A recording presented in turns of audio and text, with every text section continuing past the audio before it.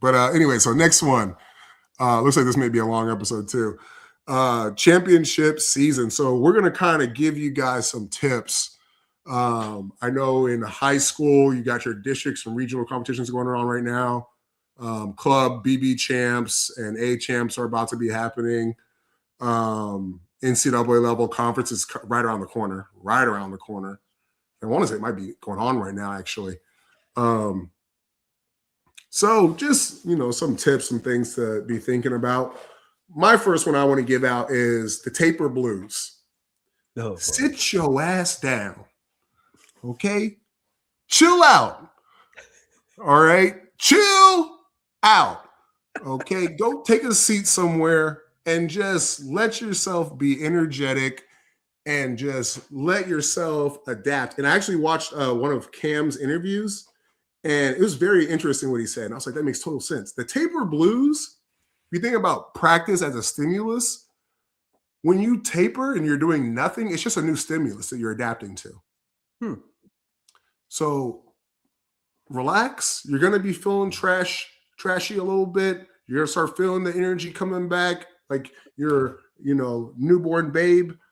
Relax. Let the taper blues happen and know you're going to come out the other side of it okay. But please sit your ass down somewhere. Quit being so hyperactive. Save it for the meet.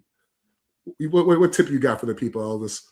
I've never heard it referred to as the taper blues because that sounds like a down thing, but I can't remember what it was called. It was just like, that energy wave you get from taper. I can't remember what we called it though, but like the taper jitters maybe or the probably something like that. So we called it the taper blues at Texas. But I knew exactly when you said it, I knew exactly what you were talking about though. So maybe that's what we called it. And yeah, I've done some really dumb shit during the taper blues. So learn from my mistakes. Sit your ass down. I think. I know we talked a lot about nutrition. One thing for me is during taper, I would accidentally gain weight. And it wasn't until like my sophomore year until I figured out like, oh, you're not doing 10,000 yards anymore. Like, yeah, you don't need to eat 10,000 yards either. But my appetite was still on 10,000. So that was also adapting to that new nutritional stimulus. Right. For that, I would also say I like to use the term healthy distraction. Like find a healthy distraction because I know that little gap between conference and NCAAs, which is basically like spring break. Yeah. We were the only people on campus. And when I say only people, I mean all classes are out. All of your friends who aren't swimmers or didn't make NCAAs are either home, in the Bahamas, Cancun, Daytona, you name it. All of them. And you are stuck in, I was in Kentucky, so we were either stuck in like snow or some other weird weather pattern. And it was just miserable. And then it's like, 7 dudes. And you're hyperactive.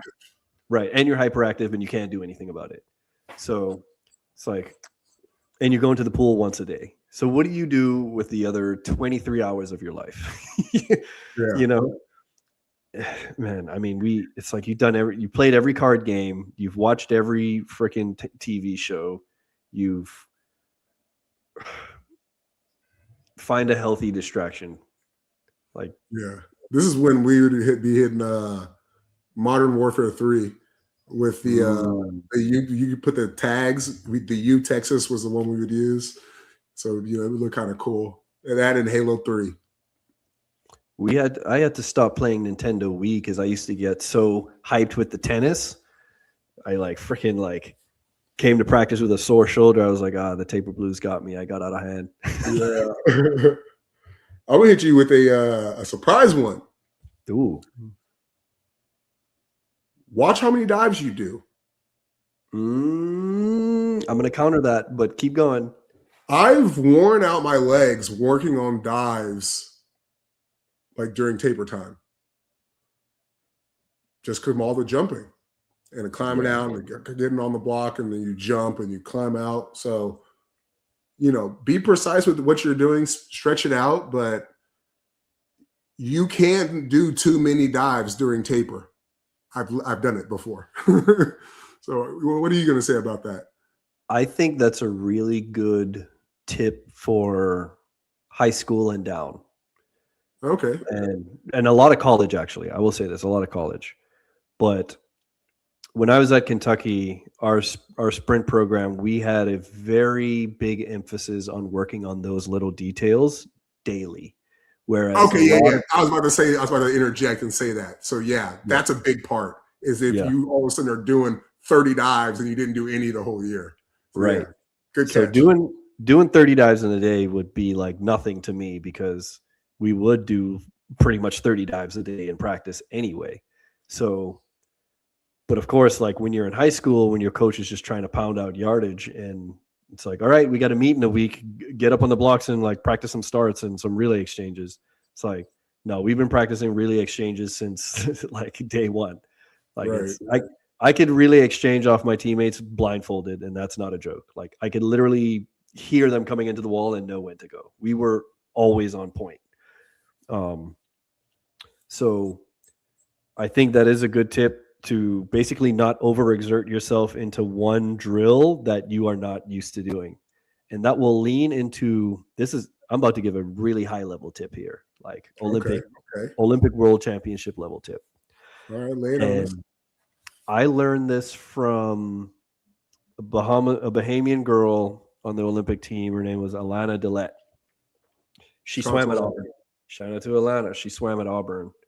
But she said, I don't know if the tip came from Brett Hawk or David Marsh, but she said what they would do during taper is they would just walk around campus. And because people would always be like, you got to save your legs. But when you get to Olympics, the Olympic Village is as big as a fucking is as big as a college campus. Oh, I see what you mean. And then you got to walk to the bus stop, catch the bus. Sometimes the bus is full. You got to stand up for that whole ride. The bus gets caught in traffic. You're standing up maybe an hour to the pool. Who knows? Yeah. Then you get to the pool deck. You may have to go upstairs, go through security, go down the stairs, go to the back, go to this ready room. Your legs are wiped before you even swim. Yeah.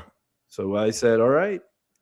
So during taper, I would walk to practice from our apartments. Huh. Just walk campus. Yeah, that's good. That's a good one. That's a big one. So when we got to World Championships and we had to walk everywhere, and all the athletes are tired, or you'd see them sitting down trying to catch their rest, and I was like,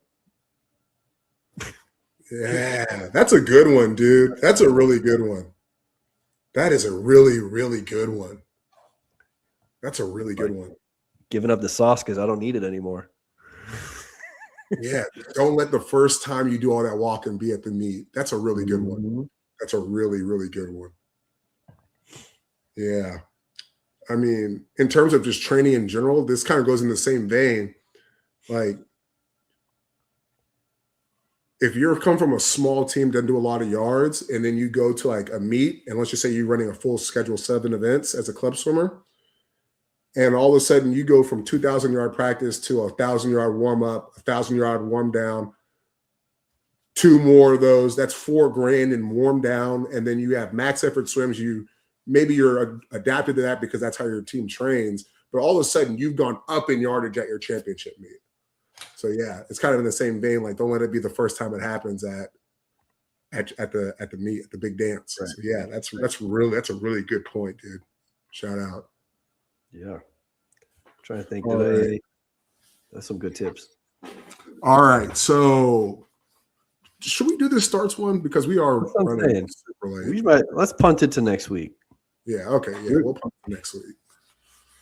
Yeah. I think we gotta start making those calls too. Because sometimes it's like we can do this, but then we get going, and then the next thing you know, it's 150, and then we're doing 2-hour episodes, and we ain't trying to be on that type of timing. We just hit an hour and 30. We're so sorry. We're supposed to be doing this in an hour. Yes. Yeah. So I thought we were doing a good job, but after the Josh episode, but apparently not.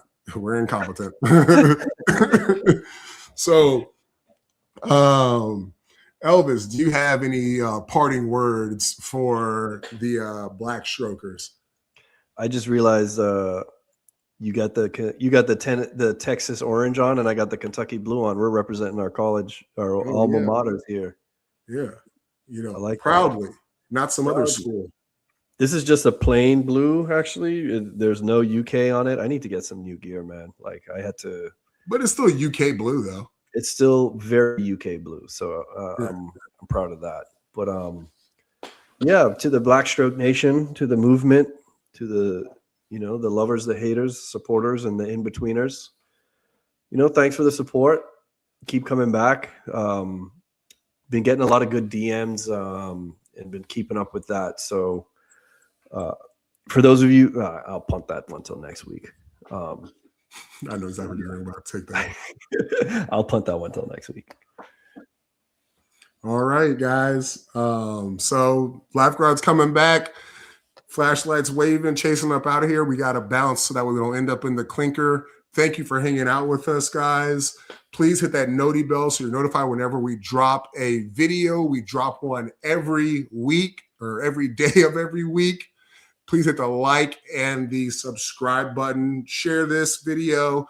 Help us get pushed in the algorithm so we can show everybody else that it's okay to be yourself and talk like a real person when you're in this swim game. So thank you for hanging out, and we will catch y'all later. Peace. Yeah, good night. Good night from Night Swim.